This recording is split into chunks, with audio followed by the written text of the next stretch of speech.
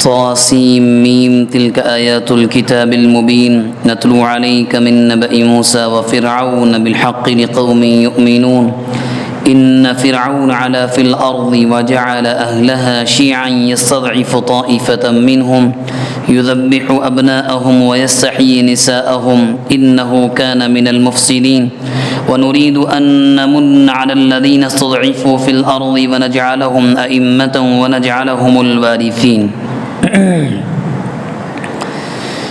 یہ قرآن مجید کا 20واں پارہ ہے اور سورہ قصص کا یہ پہلا رکوع ہے۔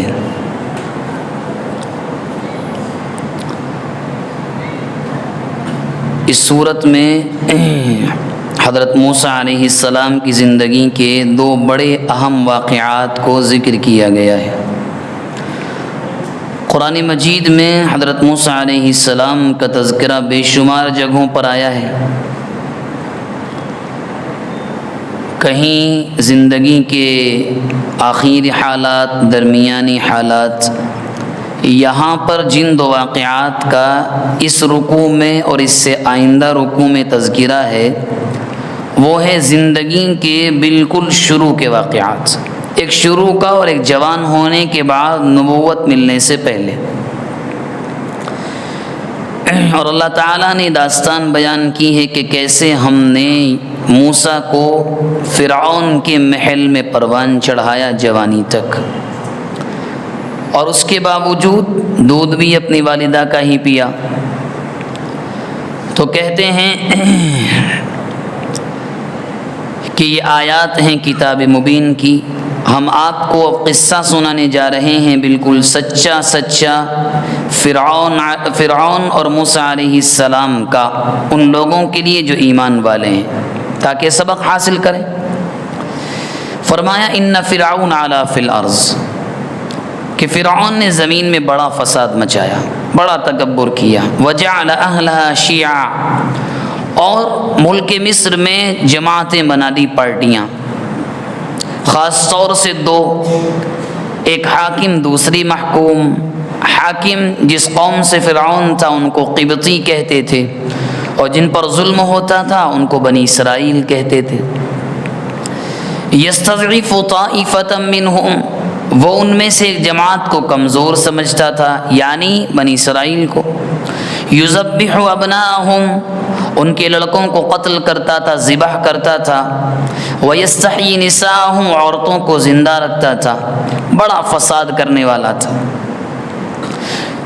اب یہ کرتا کیوں تھا کہ لڑکوں کو مار دینا اور عورتوں کو چھوڑ دینا؟ دراصل اس کے پیچھے 2 وجہ بیان کی جاتی ہیں۔ ایک تو یہ کہ اس کو یہ خواب نظر آیا تھا کہ ایک بچہ پیدا ہوگا جو میری سلطنت کے زوال کا خاتمے کا سبب بنے گا۔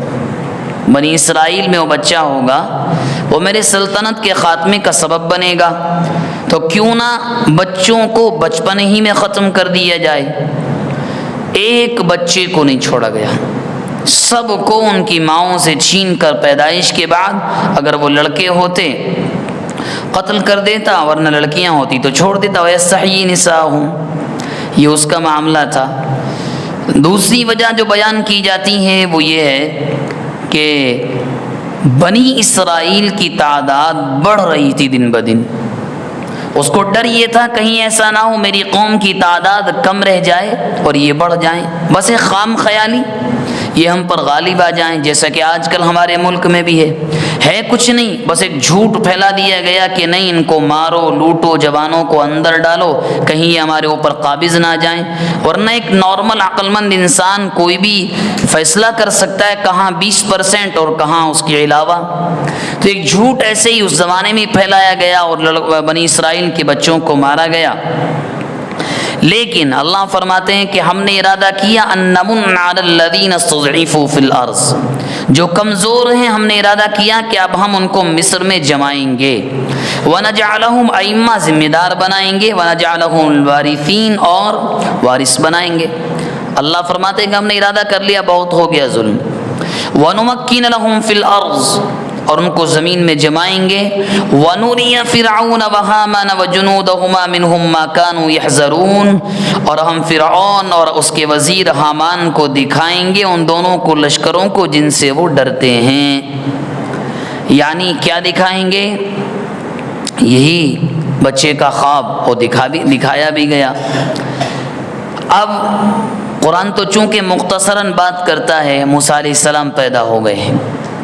اب ظاہر سی بات ہے ہر روزانہ گھروں کی چیکنگ ہوتی تھی, ریڈ ہوتی تھی, پولیس والے آتے تھے کہ اگر لڑکا ہے تو مار دو, بادشاہ کا حکم, اور بہت سختی, ایک کو بھی نہیں چھوڑا گیا, ایک کو بھی. کسی طرح یہ بچ گئے, اللہ کا نظام. تو قرآن کہہ رہا ہے جب وہ بچ گئے تو ہم نے موسیٰ کی والدہ کے دل میں بات ڈالی, ان ارضع, دودھ پلاتی رہیے آپ اور گھبرانا نہیں ہے. فَإِذَا خِفْتِ عَلَيْهِ, جب ڈر ہو کہ بھئی آنے والے چھین لیں گے تو کرنا کیا ہے؟ فَأَلْقِيهِ فِي الْيَمِّ, سمندر میں ڈال دینا ہے. کیسا؟ قرآن تو مختصراً بات کرتا ہے, ایک صندوق میں رکھا, اچھی طرح پیک کر دیا اور ڈال دیا. وَلَا تَخَافِي وَلَا تَحْزَنِي, سمندر میں ڈالنے کے بعد چونکہ ماں کا دل ہے قابو میں نہیں آتا, اب بھی نہیں گھبرانا ہے. کیوں؟ اِنَّا رَادُّوهُ إِلَيْكَ, ہم تم سے وعدہ کر رہے ہیں بچہ واپس تمہارے ہی پاس آئے گا. وَجَاعِلُوهُ مِنَ الْمُرْسَلِينَ, اس کو ہم اپنا نبی بھی بنائیں گے. اب موسیٰ علیہ السلام کی والدہ نے ایک دن دیکھ لیا کہ اب خطرہ زیادہ بڑھ گیا ہے, ان کو کپڑے میں لپیٹ کر صندوق میں رکھا اور ڈال دیا. اور جب ڈال دیا تو پانی کے بہاؤ کے ساتھ صندوق بہتا جا رہا ہے. فَالْتَقَطَهُ آلُ فِرْعَوْنَ, اس کو التقاط کہتے ہیں کسی راستے میں پڑی ہوئی چیز کو اٹھا لینا. فرعون کے آل نے, یعنی باندیاں ہوں گی, یہ کوئی ہوگا, انہوں نے اٹھا لیا.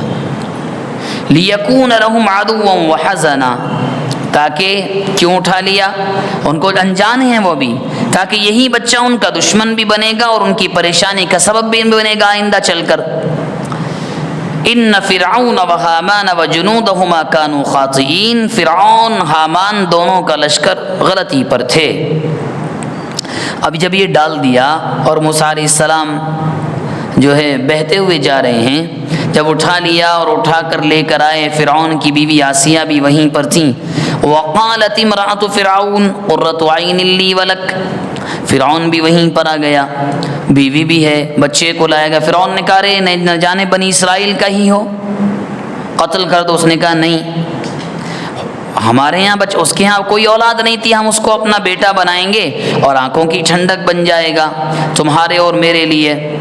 لا تقتلوا, قتل مت کرو. عسى ان ينفعنا, ہمیں فائدہ دے ہو سکتا ہے, یا ہم اس کو اپنا لڑکا بنا لیں.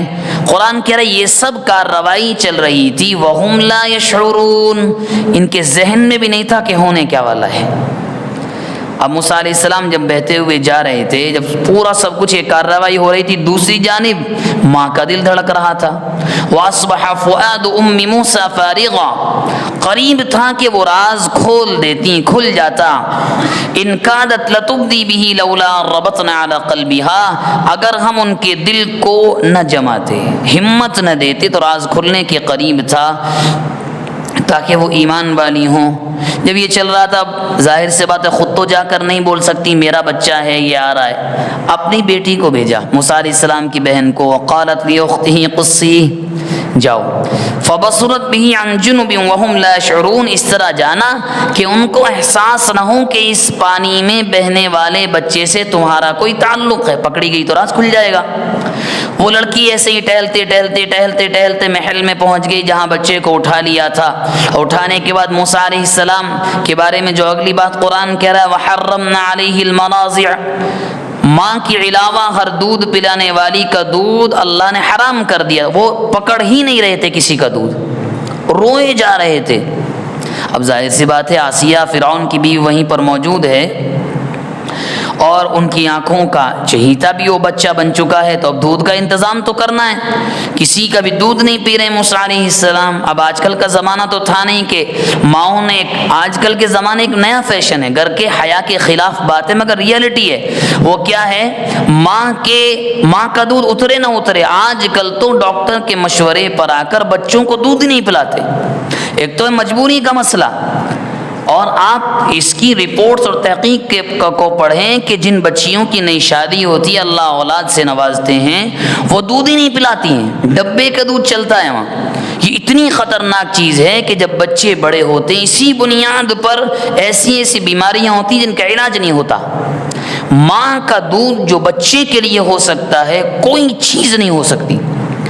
2 سے 2.5 سال تک ماں کے دودھ میں اللہ نے جو بچے کے لیے شفا، غذا، اس کے جسم کو سخت بنانے کا ذریعہ جو رکھا کسی اور چیز میں ہو ہی نہیں سکتا۔